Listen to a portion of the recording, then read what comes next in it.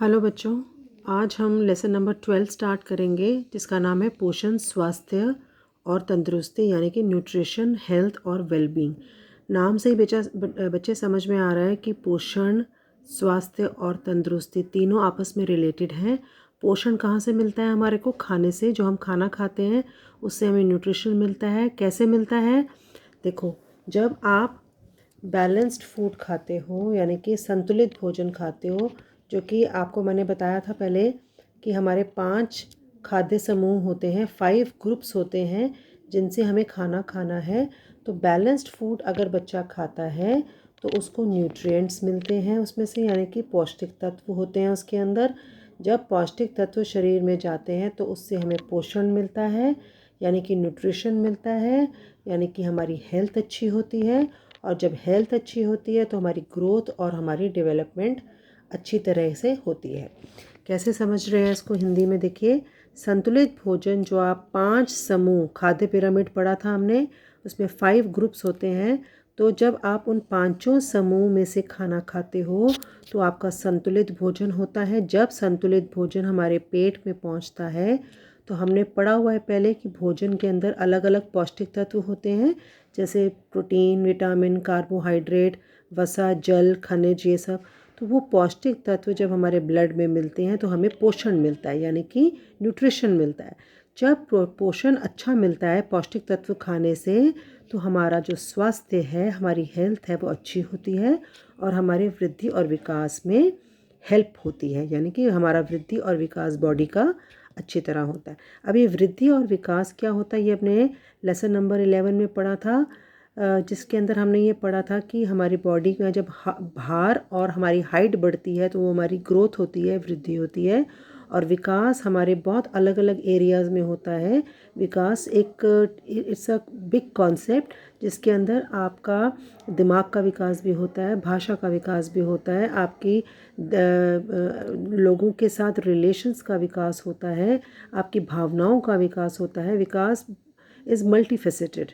ठीक है, तो अब ये वृद्धि और विकास दोनों ज़रूरी हैं। इस चैप्टर में हम ये पढ़ेंगे कि जो हम खाना खाते हैं उसका क्या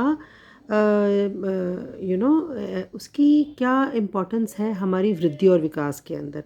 तो जैसे जैसे बच्चे की वृद्धि और विकास होता है उसकी पोषण संबंधी जो आवश्यकताएं हैं वो बढ़ती जाती हैं। उसकी nutrition, children grow continuously grow करते हैं और so do their nutritional requirements.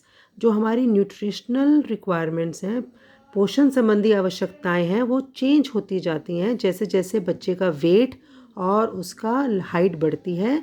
और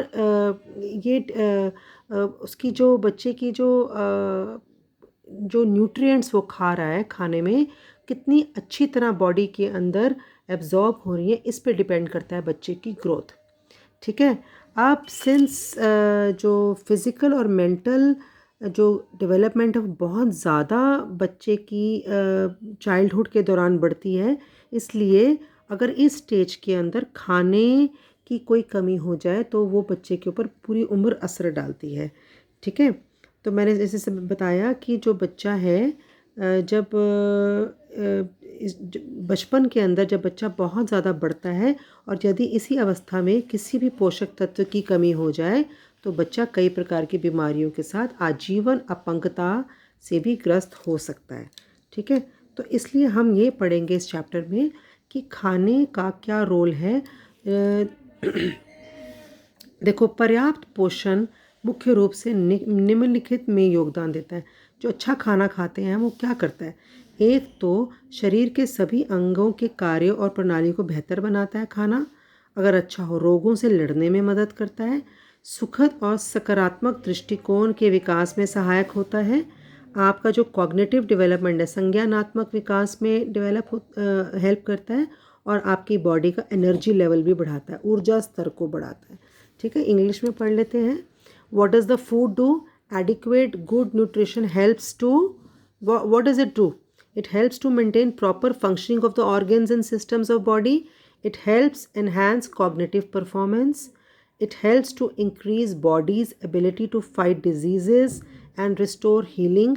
It increases your energy level. जब खाना खाओगे तो आपकी एनर्जी बढ़ेगी ना, और आपका एक पॉजिटिव और प्लेजेंट एटीट्यूड बनाने में हेल्प करता है। ठीक है।